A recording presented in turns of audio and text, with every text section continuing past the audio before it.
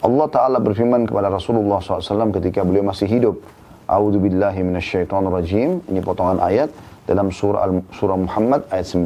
Potongan ayatnya, wastaghfir li dzambika walil mu'minina wal mu'minat. Dan mohonlah ampunan bagi dosamu dan bagi dosa orang-orang mukmin, laki-laki dan perempuan. Dan dalam hadis sahih yang diriwayatkan oleh Tirmidzi, kata beliau, disebutkan bahwa seorang buta datang kepada Nabi SAW seraya berkata, berdoalah kepada Allah agar dia Allah menyembuhkanku. Dan itu dibolehkan selama masih hidup. Bagaimana kata ada matanya pada saat kena panah di satu peperangan, lalu minta kepada Nabi SAW untuk disembuhkan. Nabi SAW berdoa kepada Allah lalu sembuh. Bagaimana Abdullah bin Abi Atiq radhiyallahu anhu yang kakinya patah pada saat selesai menjalankan misinya membunuh seorang penjahat Yahudi yang selalu menyerang Nabi SAW, menyerang Islam, Abu Rafi' namanya. Maka dia jatuh dari tangga di benteng itu, dan kakinya patah, lalu dia melapor kepada Nabi SAW, lalu Nabi SAW berdoa sambil mengusap ya, tulang keringnya, dan akhirnya sembuh gitu kan. Dan sekian banyak kisah-kisah yang berhubungan dengan seperti ini. Tapi itu di saat Nabi SAW masih hidup. Setelah Nabi SAW meninggal, tidak ada satupun riwayat para sahabat melakukan itu kepada kuburan Nabi ataupun ya apa yang Nabi SAW tinggalkan.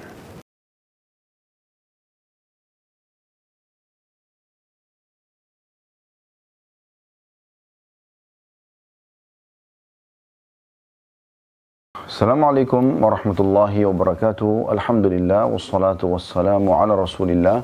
Segala puji dan puja kehadirat Allah Subhanahu wa taala, juga salawat dan taslim kepada Nabi besar Muhammad sallallahu alaihi wa ala alihi wa sahbihi wasallam. Kembali dari kota Rasulullah sallallahu alaihi wasallam Al-Madinah Al-Munawwarah. Pada hari ini kami menyapa Anda kembali di hari Rabu, sesi kita yang kedua. Karena tadi sempat kita membahas di lepas subuh, di waktu lepas subuh waktu Madinah, kurang lebih pukul 10.30 waktu Indonesia Barat, kita membahas Riyadhus Shalihin. Dan sekarang lepas asar waktu Madinah, kurang lebih pukul 16:20 atau 22 menit. Dan mohon maaf, di flyer sempat tertulis pukul 20.00 waktu Indonesia Barat. Ini mungkin butuh diralat nanti ke depannya insya Allah, karena memang pukul 16.00 itu kurang lebih baru selesai mengerjakan sholat asar di Masjid Nabawi. Oleh karena itu teman-teman sekalian, semoga yang sudah menunggu maka bisa memaklumi masalah ini, dan semoga dicatat pahala oleh Allah SWT untuk Anda. Dan kita akan membahas teman-teman sekalian kembali pada buku kita Ambillah Akidahmu, yang ditulis oleh Syekh Muhammad Jamil Zainu rahimahullah. Dan kita akan melanjutkan langsung saja setelah kita membahas syirik besar dan syirik kecil pada pertemuan yang lalu. Kita akan bahas masalah tawassul dan minta syafaat, pertolongan ataupun pembelaan. Pertanyaan pertama di sini, dengan apa kita boleh bertawassul kepada Allah? Ini pertanyaannya, karena ada jawabannya. Tawassul teman-teman sekalian adalah bagaimana kita berhubungan dengan Allah Subhanahu wa taala dengan menggunakan perantara. Ya. Jadi di sini misal nanti akan dijelaskan dalam pertanyaan ini, ada tawassul yang dibolehkan, ada yang tidak dibolehkan. Maka ada jenis yang dibolehkan, nanti akan kita paparkan insyaAllah. Ada yang jenis yang tidak dibolehkan. Intinya tawassul itu adalah mendekatkan diri kepada Allah SWT melalui perantara. Ya. Dan syafaat artinya meminta pertolongan. Pertanyaan pertama di sini, dengan apa kita boleh bertawassul kepada Allah? Jawabannya tawassul ada dua macam kata beliau. Yang pertama, tawassul yang dibolehkan, dan yang kedua, tawassul yang dilarang. Sementara tawassul yang dibolehkan dan dianjurkan adalah melalui dengan menggunakan dan melalui nama-nama dan sifat-sifat Allah, serta melalui seluruh amal-amal saleh. Jadi misalnya Anda mengatakan ya Ghafur, Anda kan menjadikan sifat Allah Al-Ghafur, nama Allah ini sebagai perantara antara Anda sama Allah. Lalu Anda mengatakan ikfirli, maafkanlah aku. Misalnya ya Rahim, wahai zat yang maha penyayang. Maka Anda mengatakan irhamni, kasihanilah aku misalnya. Ya Razzaq, wahai zat pemberi rezeki, urzukni. Ya, ini semua masuk dalam umumnya firman Allah Subhanahu wa taala dalam surah Al-A'raf ayat 1 atau 180 yang berbunyi, A'udzu billahi minasyaitonir rajim, walillahil asmaul husna fad'uuhu biha. Dan Allah itu memiliki nama-nama yang mulia, ya, maka bermohonlah kepadanya dengan menyebut nama-nama itu. Ya. Kita dianjurkan sebut seperti itu. Kita puji-puji Allah, kita sebut nama-namanya, kemudian baru kita memohon setelahnya. Dan dia juga Allah SWT telah berfirman dalam surah Al-Ma'idah ayat 35 yang bunyinya, A'udzu billahi minasyaitonir rajim, ya ayyuhalladzina amanu taqullaha wabtagu ilaihil wasilah. Al-ayah. Titik-titik berarti ada sambungan ayat, tapi ini saksi bahasan kita. Terjemahnya, orang-orang beriman bertakwalah kepada Allah, artinya patuh dan tunduklah kepada Allah, dan carilah wasilah atau jalan untuk mendekatkan diri kepadanya. Dalam penjelasan tentang ayat ini, Ibnu Katsir, seorang ahli tafsir yang punya tafsir Quran Azim, menyebutkan perkataan Qatadah bahwa, Qatadah seorang ulama di zaman dulu ya, tabi'in, bahwa mencari wasilah atau perantara artinya melakukan pendekatan diri kepada Allah dengan melalui ketaatan kepadanya dan melalui perbuatan-perbuatan yang dia ridhohi. Sesuai dengan hadis Nabi SAW, As'aluka bikulli ismin huwalak. Aku memohon kepadamu ya Allah dengan setiap nama-nama yang engkau miliki. Ya.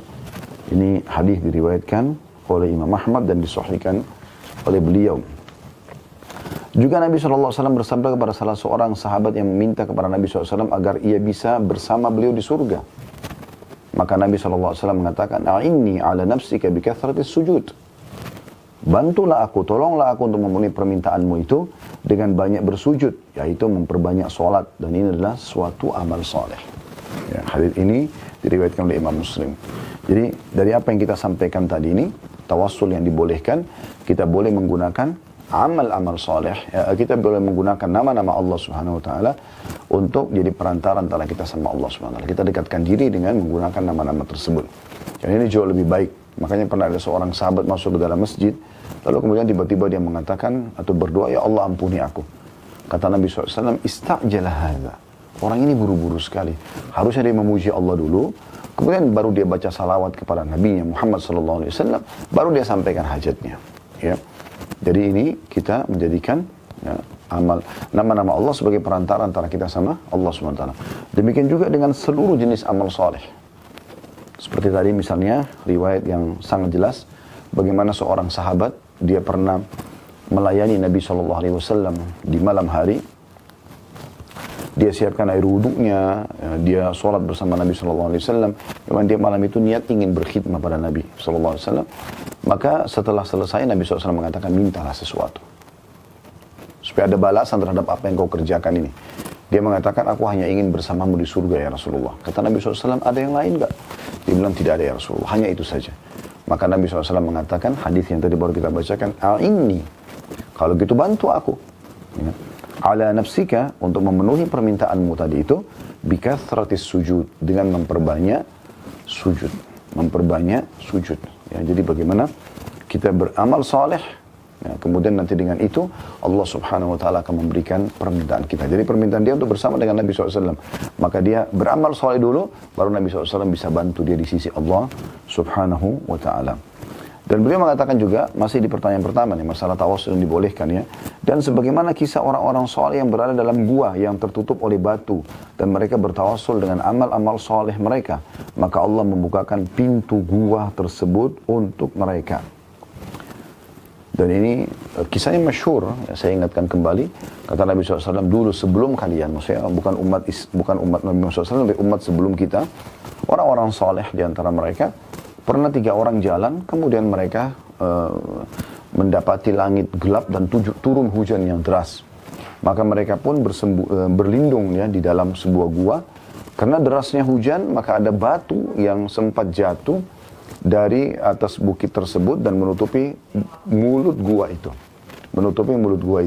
Maka mereka tidak bisa mendorongnya karena batu itu sangat besar dan menutupi semua lubang gua tersebut.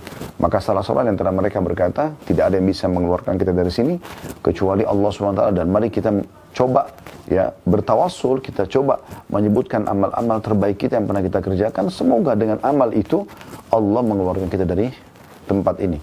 Maka mulailah satu orang di antara mereka menceritakan, mengatakan, ya Allah, sesungguhnya engkau mengetahui ada seorang wanita yang sangat aku sukai.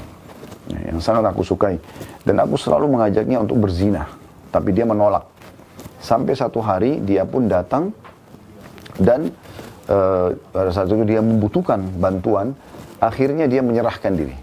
Akhirnya dia menyerahkan diri, ya. Dia menyerahkan diri, maka pada saat saya sudah berada di antara dua pahanya, maka saya pun, ya, pada saat itu, maka saya pun diingatkan oleh wanita tersebut. Wanita itu mengatakan, bertakwalah kepada Allah, jangan kau letakkan sesuatu kecuali pada tempatnya. Maksudnya, kalau kau ingin letakkan kemaluan harus dengan cara yang benar. Nikah bukan dengan cara begini. Maka aku pun tiba-tiba takut kepadamu ya Allah. Kalau seandainya aku meninggalkan perzinahan tersebut, ini dari wanita yang sangat disukainya, sudah lama dia kejar-kejar dan sekarang pasrah. Sudah berada di antara dua pahanya, artinya sudah tinggal berzina saja. Ya. Kalau ini aku tinggalkan karenamu ya Allah dan engkau terima sebagai amal soleh, keluarkan kami dari gua ini, maka batu yang besar tersebut pecah. Namun belum bisa mereka keluar. Maka orang yang kedua mengatakan, ya Allah, sungguhnya aku memiliki dua orang tua yang selalu aku bakti kepadanya. Dan aku perhatian dengan keduanya. Salah satu yang aku sering kerjakan adalah setiap kali aku pulang di sore hari, di petang hari, dari mengembalakan kambing, aku selalu memerahkan susu kambing buat mereka. Dan aku minumkan mereka, baru kemudian aku minumkan keluargaku, istri dan anak. Satu hari aku pulang dan aku temukan mereka berdua sedang tidur. Dan aku tidak ingin mengganggunya atau mengganggu mereka. Maka aku pun memegang, ya, bejana susu tersebut dari malam sampai pagi. Ya, setelah mereka bangun, aku pun memberikan mereka minum. Dalam beberapa riwayat lain dijelaskan, anakku menangis di kakiku. Namun aku tidak memperdulikannya. Kalau amal ini aku kerjakan adalah amal yang kau terima, keluarkan kami dari gua ini sebagai bentuk bakti kepada kedua orang tua. Maka pecah lagi batu tersebut, namun masih belum bisa keluar. Kemudian orang yang ketiga mengatakan, ya Allah, sungguhnya engkau tahu, aku memiliki pegawai, seorang pegawai yang pernah bekerja, kemudian tiba-tiba dia pergi tanpa mengambil upahnya. Maka upahnya itu pun aku putar, ya, menjadi sebuah lahan bisnis, ya, untuk membeli hewan ternak. Dan sekian waktu setelah itu dia datang. Maka dia pun mengatakan kepadaku, wahai Tuan, sesungguhnya engkau tahu, ya, aku masih memiliki hak pada anda dan aku membutuhkannya, maka bertakwalah kepada Allah, berikanlah kepadaku. Maka aku pun berkata padanya, maksudnya orang ini yang dalam gua berkata kepada pegawainya yang tadi pergi, ya, dan meninggal tidak mengambil gajinya, apakah kau lihat lembah itu? Ditunjuk sebuah lembah penuh dengan hewan ternak. Maka dia mengatakan iya. Nah, maka saya pun berkata, kata orang yang menceritakan ini, saya mengatakan ambillah semua. Itu adalah upahmu yang aku putar sehingga menjadi seperti banyak ini. Dan dia ya Allah mengambil semua, ya, hewan tersebut tanpa menyisakan satu ekor pun untukku. Maka kalau seandainya aku mengerjakan ini karena Allah, karenamu ya Allah dan engkau terima, keluarkan kami dari gua ini, maka akhirnya batu tersebut pecah lagi, yang cukup membuat mereka keluar dari gua tersebut. Jadi ini termasuk hadis yang luar biasa tentang tawassul dengan amal soleh. Bagaimana amal-amal soleh kita bisa kita gunakan di saat kita genting. Misalnya Anda kena penyakit kronis, Anda bangkrut usaha, Anda terlilit utang, Anda bisa khusyuk minta kepada Allah Subhanahu Wa Taala. Anda ingat kira-kira amal yang paling Anda berharap itu pahalanya sempurna di sisi Allah. Mungkin Anda pernah bersedekah, Anda pernah meninggalkan yang haram, gitu. Anda pernah bakti sama orang tua, Anda pernah bantu kerabat, dan seterusnya. Maka Anda bisa sebutkan, ya Allah, amal itu aku pernah kerjakan begini dan begitu. Lalu Anda bicara berdua dengan Tuhan Anda, Allah SWT. Semoga kalau amal itu diterima, maka Allah SWT akan menyelesaikan permasalahan Anda. Tentu ini tidak akan mengurangi kadar pahala daripada ibadah tersebut, ya. Karena Allah SWT akan simpankan pahalanya dipanen pada hari kiamat nanti. Tapi kita hanya menjadikannya sebagai perantara saja. Nah, ini hal yang dibolehkan, menggunakan nama-nama dan sifat Allah dan juga menggunakan amal-amal saleh yang pernah kita kerjakan, termasuk dalamnya adalah meninggalkan sesuatu yang haram. Poin kedua, tawassul yang dilarang. Ini masih pertanyaan pertama tadi, ya. Tawassul ada dua macam, yang dibolehkan dan dilarang. Yang dilarang adalah yakni dengan memohon kepada orang-orang mati dan meminta mereka untuk memenuhi kebutuhan kita. Seperti yang terjadi di masa sekarang ini. Perbuatan seperti ini termasuk syirik besar. Sebagaimana firman Allah Subhanahu Wa Taala dalam surah Yunus ayat 106. Surah Yunus ayat 106 yang berbunyi, A'udzu billahi minasyaitonir rajim, wa la tad'u min dunillahi ma la yanfa'uka wa la yadurruk, fa in fa'alta fa innaka idzan minadh dhalimin. Dan janganlah kamu menyembah apa-apa yang tidak memberi manfaat dan tidak pula memberi mudarat kepadamu selain Allah. Sebab jika kamu berbuat demikian, maka sungguhnya kamu termasuk orang-orang yang zalim. Ya. Jadi ingat teman-teman sekalian, jangan minta kepada orang mati. Orang mati itu butuh pada kita, bukan kita yang butuh pada mereka. Ya. Jangan mengkultus mereka. Sudah kami jelaskan kemarin contohnya kalau Anda masih ingat. Bagaimana Aisyah Ummul Mukminin radhiyallahu anha, wanita suci, ibunya orang-orang beriman, itu masih hidup puluhan tahun tinggal di rumah beliau, di kamar beliau. Di sebelah ranjangnya adalah kuburan Nabi SAW. Di sebelah ranjangnya kuburan ayahnya Abu Bakar. Di sebelah ranjangnya kuburan sahabat yang mulia Umar radhiyallahu anhum ajma'in. Tapi tidak pernah Aisyah ya, itu membuka rumahnya dan mengatakan, ambillah tanah kuburan ketiga kuburan ini, terutama kuburan Nabi kalian, taruhlah air supaya berkah, mintalah kepada mereka. Tidak pernah sama sekali. Ya. Nah ini hal yang jelas sekali gitu. Begitu juga para sahabat tidak pernah melakukannya pada kuburan Nabi SAW. Tidak pernah juga Nabi SAW menyuruh para sahabat mendatangi kuburan para nabi-nabi. Beliau kan bisa menunjukkan, di sini kuburan Nabi Syuaib, di sini kuburan Nabi Ayub, di sini kuburan Nabi Musa, di sini kuburan Nabi Isa. Lalu kemudian beliau pergi ke sana sebagai contoh buat umatnya, sehingga menjadi syariat kan gitu. Tapi beliau tidak lakukan, kenapa? Apakah kita lebih baik daripada Nabi SAW? Tentu saja tidak. Gitu kan? Itu juga Nabi SAW tidak pernah menyuruh para sahabat untuk ya mengkultus kuburan syuhada Uhud, kuburan syuhada Badr. Ya. Beliau SAW hanya menziarahi, mengucapkan salam, mendoakan, lalu kemudian pergi. Itu yang disunnahkan oleh baginda Nabi SAW. Jadi jangan sampai melebihi hal ini. Karena ini nanti akan membawa pada kesyirikan. Makanya kebanyakan subhanallah, dukun-dukun, ya, itu mereka mengkultuskan kuburan. Gitu kan? Mensakralkan kuburan tersebut. Ya. Yang membawa sesajen dengan segala macam. Yang sebenarnya tidak ada hubungannya sama sekali. Tapi mereka melakukan itu untuk bertolak belakang dengan hukum Allah Subhanahu wa ta'ala.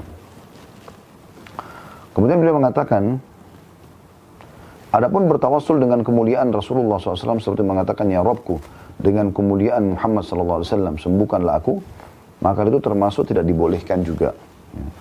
Karena para sahabat radhiyallahu anhum tidak melakukannya. Dalil yang lain adalah bahwa Umar bin Khattab radhiyallahu anhu bertawassul dengan doa Al-Abbas, paman Nabi SAW radhiyallahu anhu majma'in. Ketika ia masih hidup, pada saat itu Umar tidak bertawassul kepada Rasulullah SAW karena beliau sudah meninggal. Ada sebuah riwayat sahih, di zaman Umar bin Khattab benar terjadi paceklik, panas, kering sekali kota Madinah. Maka beliau mengajak muslimin untuk sholat istisqa, minta turun hujan. Nah di saat itu beliau menghadirkan paman Nabi Al-Abbas radhiyallahu anhu yang masih hidup di masa beliau. Maka Umar mengatakan dalam doanya, ya Allah, sungguhnya kami dulu di masa Nabi kami masih hidup, kami jadikan Nabi kami perantara antara kami dengan engkau. Dan sekarang Nabi kami sudah meninggal dan ini pamannya Abbas. Kami jadikan perantara antara kami sama engkau, maka terimalah doanya. Lalu Abbas pun berdoa, kemudian Allah turunkan hujan. Nah dari riwayat ini kita bisa lihat bahwasanya boleh juga orang bertawassul dengan orang saleh masih hidup. Orang tua kita, guru kita, kita mengatakan tolong doakan saya, tolong mohon ampunkan kepada Allah untuk saya gitu kan. Bisa saja. Sebagaimana para sahabat melakukannya pada Nabi SAW. Ya. Tapi setelah Nabi SAW meninggal, setelah orang tua kita meninggal, sesoleh apapun orang yang kita kenal dari guru-guru kita, maka tidak boleh lagi kita minta kepada mereka untuk bertawassul dengan mereka setelah mereka meninggal.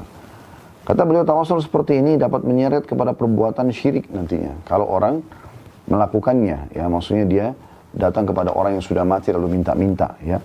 Apabila diyakini bahwa Allah membutuhkan seorang perantara seperti raja atau pemimpin lainnya, karena kita berarti tidak, atau berarti kita telah menyamakan atau mempersamakan yang Maha Pencipta dengan makhluknya. Ya, jadi ini bisa dikuatkan dengan riwayat yang kami sebutkan kemarin ya, bagaimana para sahabat ridwanullah alaihim kalau sendal mereka putus, mereka mengangkat tangan ke langit lalu langsung minta kepada Allah Subhanahu wa ta'ala. Itu pertanyaan pertama tentang tawassul yang dibolehkan dan tawassul yang tidak dibolehkan. Pertanyaan kedua, apakah doa itu memerlukan perantara manusia? Jawabannya tidak, sama sekali tidak. Allah SWT berfirman dalam surah Al-Baqarah ayat 186. A'udzu billahi minasyaitonir rajim wa idza sa'alaka 'ibadi anni fa inni qarib. Al-ayat. Dan apabila hamba-hambaku bertanya kepada Muhammad tentang aku, katakanlah bahwasanya aku sangat dekat. Dan lanjutan ayat itu, ujibu da'watad da'i idza da'an, aku akan jawab panggilan orang-orang menyeru kepadaku. Falyastajibu li, Oleh karena itu mereka ya mengarah kepadaku. Wal yu'minu bi, mereka beriman kepadaku. La'allahum yarshudun, semoga mereka mendapatkan petunjuk itu. Dan Nabi SAW mengatakan dalam sebuah hadis yang sahih riwayat Imam Muslim, innakum tad'una sami'an qariban wa huwa ma'akum. Sesungguhnya kalian telah sedang memohon kepada zat yang maha mendengar lagi maha dekat, dan dia Allah senantiasa bersama kalian dengan ilmunya. Jadi Allah subhanahu wa ta'ala selalu bersama dengan kita. Kita tidak butuh perantara. Jadi, apalagi orang mati ya kita bicarain. Kalau orang masih hidup masih bisa. Itu pun kita minta kepada dia agar dia memohon kepada Allah subhanahu wa ta'ala. Pertanyaan ketiga, bolehkah meminta kepada orang yang hidup untuk mendoakan kita? Jawabannya iya, diperbolehkan meminta doa dari orang yang masih hidup untuk kita. Dan tidak diperbolehkan meminta doa dari orang yang sudah mati. Sebenarnya sudah dijelaskan ya. Allah Ta'ala berfirman kepada Rasulullah SAW ketika beliau masih hidup. A'udzu billahi minasyaitonir rajim. Ini potongan ayat dalam surah Muhammad ayat 19. Potongan ayatnya, wastaghfir li dzambika walil mu'minina wal mu'minat. Dan mohonlah ampunan bagi dosamu dan bagi dosa orang-orang mukmin, laki-laki dan perempuan. Dan dalam hadis sahih yang diriwayatkan oleh Tirmidzi, kata beliau, disebutkan bahwa seorang buta datang kepada Nabi SAW seraya berkata, berdoalah kepada Allah agar dia Allah menyembuhkanku. Dan itu dibolehkan selama masih hidup. Bagaimana kata ada matanya pada saat kena panah di satu peperangan, lalu minta kepada Nabi SAW untuk disembuhkan. Nabi SAW berdoa kepada Allah lalu sembuh. Bagaimana Abdullah bin Abi Atiq radhiyallahu anhu yang kakinya patah pada saat selesai menjalankan misinya membunuh seorang penjahat Yahudi yang selalu menyerang Nabi SAW, menyerang Islam, Abu Rafi' namanya. Maka dia jatuh dari tangga di benteng itu, dan kakinya patah, lalu dia melapor kepada Nabi SAW, lalu Nabi SAW berdoa sambil mengusap ya, tulang keringnya, dan akhirnya sembuh gitu kan. Dan sekian banyak kisah-kisah yang berhubungan dengan seperti ini. Tapi itu di saat Nabi SAW masih hidup. Setelah Nabi SAW meninggal, tidak ada satupun riwayat para sahabat melakukan itu kepada kuburan Nabi ataupun ya apa yang Nabi SAW tinggalkan. Kemudian pertanyaan keempat, kalau begitu apa tugas Rasulullah SAW? Maka jawabannya tugas Rasulullah SAW adalah untuk menyampaikan risalah agama selama beliau hidup, gitu kan? Setelah beliau meninggal sudah selesai, beliau sudah sempurnakan penyampaian agama ini. Allah SWT berfirman dalam surah Al-Maidah ayat 67, A'udzu billahi minasyaitonir rajim, ya ayyuhar rasul balligh ma unzila ilaika min rabbik. Wahai para rasul, wahai rasul, maksudnya Nabi Muhammad SAW, sampaikan apa yang diturunkan kepadamu dari Rabbmu. Itu tugas utama Nabi Muhammad SAW. Dan Nabi SAW bersabda ketika menanggapi sahabat yang berkata, kami bersaksi bahwa engkau telah menyampaikan risalah. Maka beliau mengatakan, Allahumma syhad. Ya Allah, saksikanlah. Dalam hadis riwayat Imam Muslim. Ya. Pertanyaan kelima, dari siapa kita meminta syafaat Rasulullah SAW, pertolongan Nabi? Dari mana kita bisa minta? Jawabannya kita meminta syafaat Rasulullah SAW dari Allah. Langsung. Allah Ta'ala berfirman, ya, surah Zumar ayat 44, A'udzu billahi minasyaitonir rajim, Qul lillahi syafa'atu jami'a. Katakanlah hanya kepunyaan Allah lah syafaat itu semuanya. Kalau Nabi SAW masih hidup, lalu kita datang dan mengatakan, ya Rasulullah, ya berikanlah, mintalah kepada Allah agar syafaat anda diberikan kepada aku pada hari kiamat. Tidak ada masalah. Nabi SAW sudah meninggal, lalu anda mengatakan, ya Rasulullah, berikanlah syafaat anda kepadaku. Nabi sudah meninggal, ini tidak dibenarkan. Tapi anda minta kepada Allah SWT, walaupun Nabi SAW sudah meninggal, agar anda mendapatkan syafaat Nabi SAW. Dan anda bisa mengamalkan banyak hadis-hadis Nabi SAW yang memudahkan kita mendapatkan syafaat beliau. Contoh misal, hadis Nabi SAW, siapa yang membaca 10 kali salawat kepadaku di pagi hari dan 10 kali di sore hari. Makanya ulama memasukkan dalam zikir pagi petang ini, maka dia akan mendapatkan syafaat kepada hari kiamat. Begitu juga dengan hadis yang lain, hadis sahih tentang doa yang dibaca selepas azan. Kata Nabi SAW, kalau kalian dengarkan muadzin, ucapkanlah seperti yang diucapkan oleh muadzin, lalu mintalah kepadaku al-wasilah. Karena dia adalah satu tempat saja di surga, termewah, terindah, tertinggi. Dan itu hanya dimiliki oleh satu orang saja. Dan aku berharap satu orang itu. Siapa yang minta untukku al-wasilah, dia akan mendapatkan syafaatku. Maka ada cara untuk mendapatkannya, gitu kan? Ada cara, tapi tidak dengan memanggil Nabi SAW yang sudah meninggal. Ini yang dimaksudkan. Nabi SAW mengajarkan para sahabat, kata beliau ridwanullah alaihim, untuk mengucapkan, ya Allah, jadikanlah dia, yaitu Nabi SAW, sebagai orang yang mensyafaatiku. Hadis ini diriwayatkan oleh Tirmidzi dan dikatakan hadis ini hasan sahih. Jadi Nabi SAW sendiri ajarkan sahabat dalam riwayat Tirmidzi ini, kalau kalian mau berdoa syafaat, bilanglah ya Allah, jadikanlah Nabi Muhammad SAW ini sebagai orang yang bisa memberikan, atau aku sebagai orang yang mendapati syafaatnya. Juga Nabi SAW bersabda, wa inni ikhtaba'tu da'wati syafa'atan yawmal qiyamati man mata min ummati la yusyriku billahi syai'a. Sesungguhnya aku menyimpan doaku sebagai syafaat di hari kiamat nanti bagi orang yang mati di antara umatku yang tidak mempersekutukan Allah dengan sesuatu apapun. Hadis riwayat Muslim. Jadi nanti kalau kita sudah dibangkitkan lagi hari kiamat, kita ketemu dengan Nabi SAW, nah di situ Nabi akan memberikan lagi syafaatnya. Ya. Pertanyaan ke-6, bolehkah kita meminta syafaat dari orang yang masih hidup? Jawabannya iya, boleh. Kita boleh meminta syafaat dari orang yang masih hidup dan hal-hal yang berkaitan dengan kehidupan dunia. Ya. Sebagaimana firman Allah SWT dalam surah An-Nisa ayat 85. A'udzu billahi minasyaitonir rajim. Man yashfa' syafa'atan hasanatan yakun lahu nasibun minha. Wa man yashfa' syafa'atan sayyi'atan yakun lahu kiflun minha. Al-ayat. Barang siapa memberikan syafaat yang baik, ya. Syafaat sini maksudnya adalah setiap yang ditujukan untuk melindungi hak seorang muslim atau menghindarkannya dari sesuatu yang membahayakannya. Tapi selama dia masih hidup. Kita bisa minta tolong seperti ini ya. Kata Allah, barang siapa yang memberikan syafaat yang baik, niscaya ia akan memperoleh bagian pahala daripadanya. Dan barang siapa yang memberi syafaat yang buruk, ya, justru dia menolong orang-orang yang zalim, memberikan pertolongan, niscaya ia akan memikul bagian dosa darinya. Dalam surah An-Nisa ayat 85. Ya. Juga sabda Nabi SAW, Ishfa'u tu'jaru. Berikanlah syafaat, kamu akan mendapatkan pahala. Ya, hadits ini diriwayatkan Abu Daud dengan sanad yang sahih. Jadi selama hidup kita boleh kita minta tolong, lunasi utang, kita minta tolong untuk dibantu, ya, dijadikan jodoh, apalah pekerjaan dan sebagainya, ini boleh. Tidak ada masalah. Tapi kalau sudah meninggal, tidak boleh lagi. Kalau sudah meninggal kita tidak boleh minta kepada mereka. Karena orang yang mati lebih membutuhkan kepada orang yang masih hidup. Kenapa kita dianjurkan mendoakan mayit? Kenapa kita baik itu di keseharian kita ataupun pada saat kita ziarah kubur? Karena mereka butuh doa itu. Mereka butuh doa itu. Nabi Muhammad SAW saja selalu kita ucapkan salawat kepada beliau agar Allah terus tambahkan, limpahkan rahmatnya kepada beliau SAW walaupun beliau sudah wafat SAW. Pertanyaan ke-7, bolehkah kita memuji Rasulullah SAW dengan pujian yang berlebihan? Ya, seperti kasus tahu ke awal mula kaum Nasrani mengatakan Isa anak Tuhan. Karena itu berlebihan. Memuji-muji Nabi sampai akhirnya melampaui batas mengatakan Isa anak Tuhan. Ya. Jawabannya tidak boleh, kita tidak boleh melakukannya karena Allah SWT telah berfirman dalam surah Al-Kahfi ayat 110 yang bunyinya A'udzu billahi minasyaitonir rajim Qul innama ana basyarum mithlukum yuha ilayya annama ilahukum ilahun wahid faman kana yarju liqa'a rabbih falyamal amalan salihan wa la yusyrik bi ibadati rabbih ahada. Katakan hai Muhammad, sungguhnya aku ini adalah manusia biasa seperti kamu. Yang diwahyukan kepadaku bahwa sesungguhnya ilah kamu itu adalah ilah yang esa. Ya. Yuha ilayya annama ilahukum ilahun faman kana yarju liqa'a rabbih, siapa yang berharap untuk bertemu dengan Tuhannya falyamal amalan shalihan, maka dia sibukkan diri untuk beramal saleh.